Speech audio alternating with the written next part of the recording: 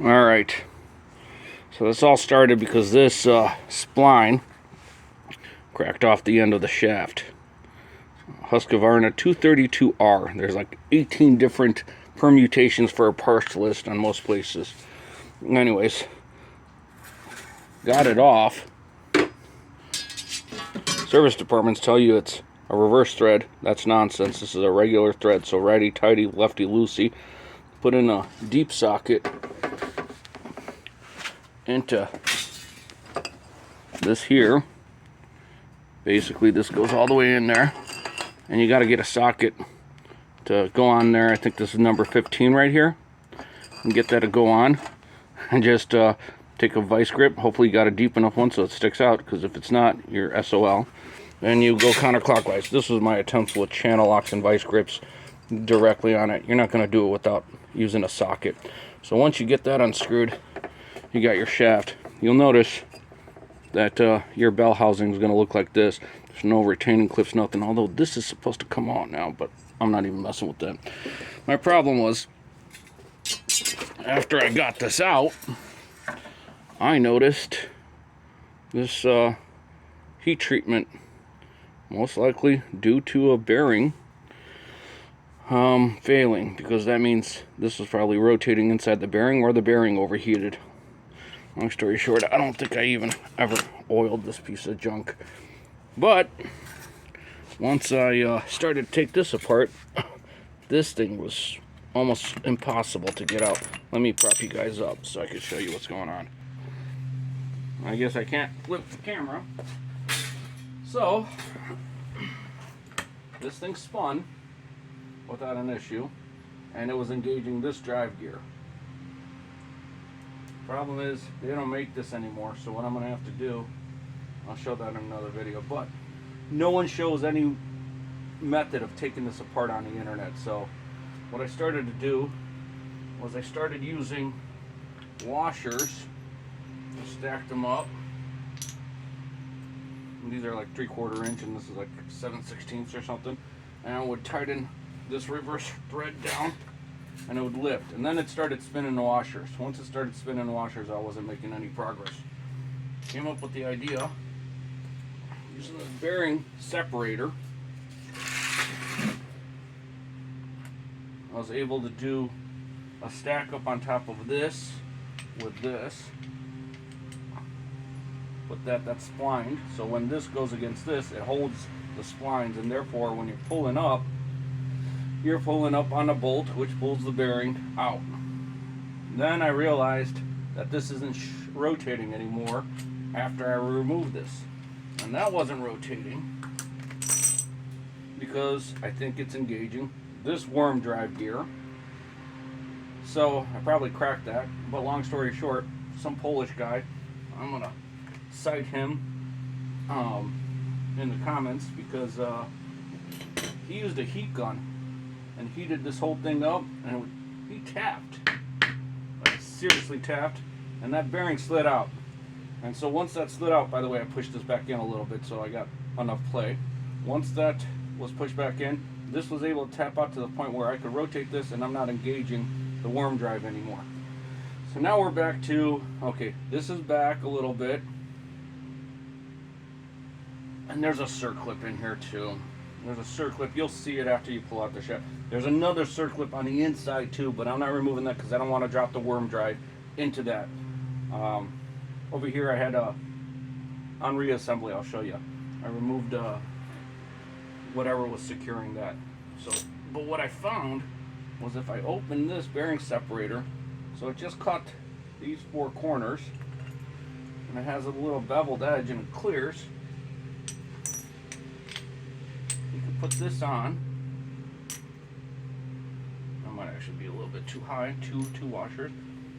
Although, yeah, in the beginning I was using like no washers, and then once it started to come out, I started adding washers. And what is this? 19 millimeter left-handed thread, remember? So we're tightening this way. And I used the heat gun. The whole thing was hot. I was using the gloves, and now that thing is, boom, coming out. Okay, so that's it. It's rotating, meaning Gotta put another washer on there, which I thought I had, but I guess I don't. Shit. But you can see this thing's out. I'm gonna go get another washer. Be right back.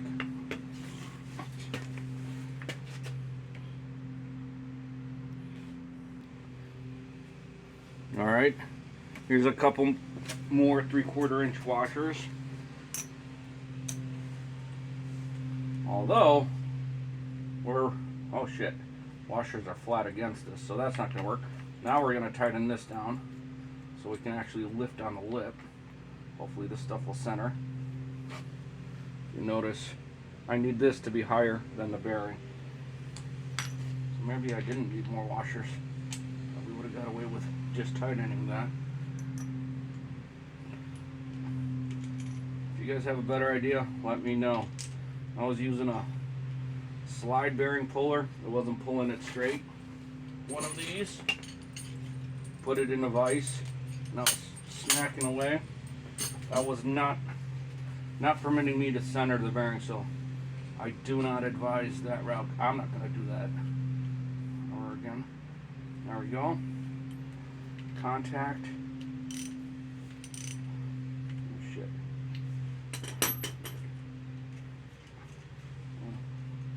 Still loose. That's why those are turning. So now, when I tighten these, it's lifting up.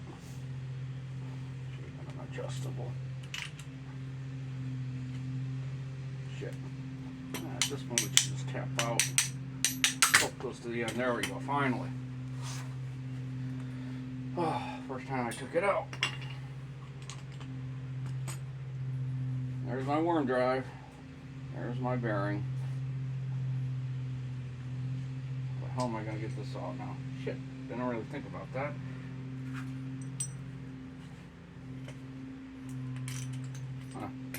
Alright, that's good.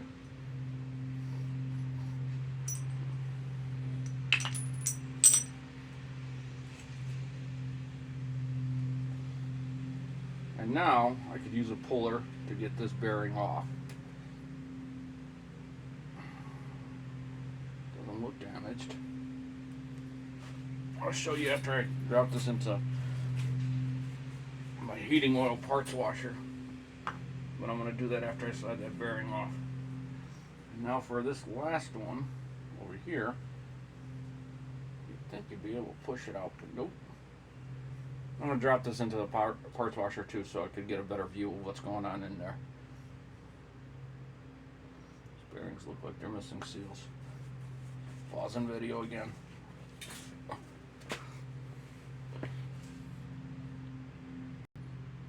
Alright, just for shits and giggles, I don't know how this worked. Well, it's probably the heat gun from the Polish guy. That was in there and I just went bam, bam, bam 3 or 4 more times and, well, here we are. There are the 2 bearings. And yeah, definitely, if this is over. So you definitely need to remove these 2 bearings and the worm drive out before you even try to extract the spindle. Because, oh shit, I probably screwed some stuff up. Yeah, but these bearings have nothing in them. You can hear them rotate. They're supposed to be greased. Yep. So here we are. Wipe these off, drop them in the parts washer. And that's disassembly. You guys could probably figure out how to get the rest of this out with a pick or whatever. And that'll be that.